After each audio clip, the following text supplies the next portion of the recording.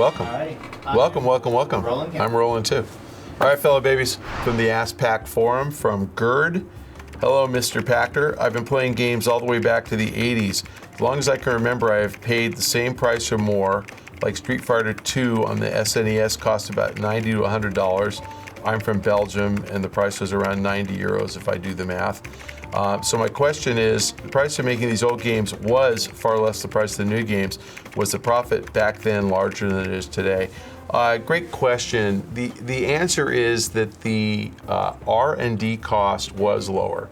And so back then, probably a game costs $1 or $2 million to make, but they spread it over far fewer units. They didn't sell even millions of units back then, and they spent a lot more marketing, and the old cartridges on the SNES actually cost a lot to make, and the royalty was high. Yes, profits were higher on a per unit basis. No, profits in the aggregate were not as high because people didn't buy as much software. So today, profits per unit are much lower, but they sell a lot more units. And they spend more, like, it depends on the game, but $30 million is probably close to average, 25 million bucks for a game. If they sell 2 million units, they spend $20 million. That's $10 per unit of R&D compared to probably $1 or $2 per unit in the old days. But they sell a lot more units, so they might only make $10 profit, but if they sell 10 million units, they make $100 million.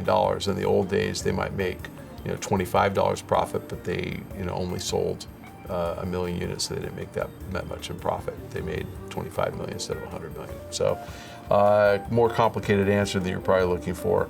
The fact is, though, that you can see that over the last 20 years, we've lost Midway, 3DO, Acclaim, Atari, BAM. Has IDOS gone away yet? IDOS, sort of. Yeah, IDOS, sort of. Majesco, almost. We've lost a bunch of publishers. So, Interplay, a lot of public, OTHQ, a lot of public publishers are gone, and that's because profits are lower today than they were years ago. So yes, you're right. The rising development cost that hasn't been supported by a rise in purchase price has cost these guys profit, and that's why so many have gone bankrupt. From the forums from Lionista, that one I can read. Good morning, Pack. 9:22, still morning. Now that Sony discontinued the PS2 at 155 million units sold, do you think the Nintendo DS will eventually surpass as the best-selling video game system of all time? Yes. The DS is currently at 153.99 million sold. If so, how long will it take, or is the DS already dead? They have at least 1.01 million left in inventory before it's dead. I think the better question is, what is the 2DS? Like, is the 2DS a DS or not? Yeah, it's a DS. So Nintendo did something I thought was actually kind of clever and stupid at the same time when they came out with the 3DS. They had to make the DS obsolete. So what they did with the 3DS is they created this new shape of cartridge, which I guess is more like a flash card or something. And this new cartridge didn't fit in the DS. So you could play 3DS games only in the 3DS, but you could play DS games in the 3DS? I can't remember now. Can DS games play in 3DS? Yeah. So the 3DS is backward compatible, but the DS wasn't forward compatible. So they did it to make the DS obsolete, so you had to buy the 3DS. They sold a bunch of 3DSs, that thing's been doing fine, but nowhere near as many as they sold of the old DS. So I think they decided, and a lot of people were not using the 3D feature, and I think they decided, let's get rid of the screen, the 3D screen, we'll rebrand the 3DS as the 2DS, and essentially it's the DS with slightly different buttons, because the 3DS and regular DS have different buttons. But the real big innovation is it's the same cartridge slot as on the 3DS. So you can play both 3DS games and DS games on the 2DS. So to answer your question, is the 2DS a DS or is it a 3DS? Or is it a new DS? I don't know what it is. I wish they just called it the Wii U Portable, and then that would have been less confusing. So look, I think anybody who buys a 2DS, you're buying a DS. And frankly, I think that it will outsell the PS2, but then I ask the question back to you, who cares? Why do we care? Whatever. Nintendo's great, best-selling game system of all time. Whoop-dee-doo. Nintendo is awesome, and Iwata needs to stand on a box. Question from the forums from Trantor. Hi there. How important will non-traditional game markets like the BRIC nations be to this console generation? Which of the two big players has an advantage in these markets? Okay, the interesting thing is that both Sony and Microsoft are going all out after those markets.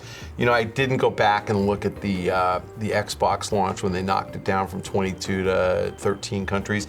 Pretty sure Brazil still won though. I'm not positive. India and China, no, but Brazil and Russia, big markets. Brazil especially, huge middle class, very much westernized, so same kind of tastes as Europeans and North Americans.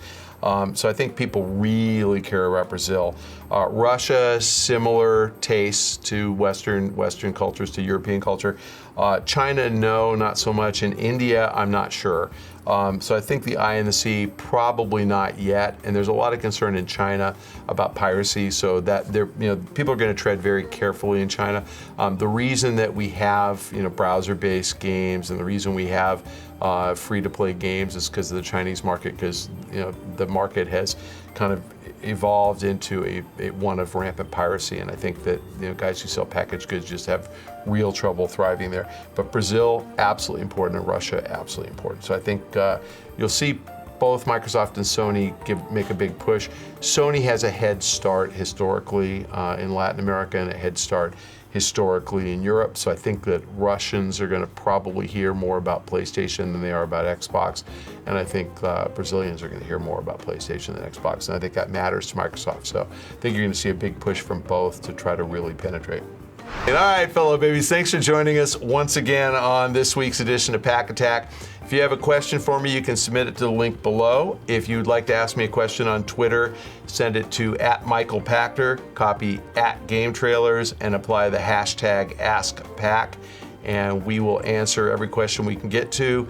I will send you a direct message and answer your question directly if you follow me on Twitter @MichaelPachter. Thanks very much for joining us.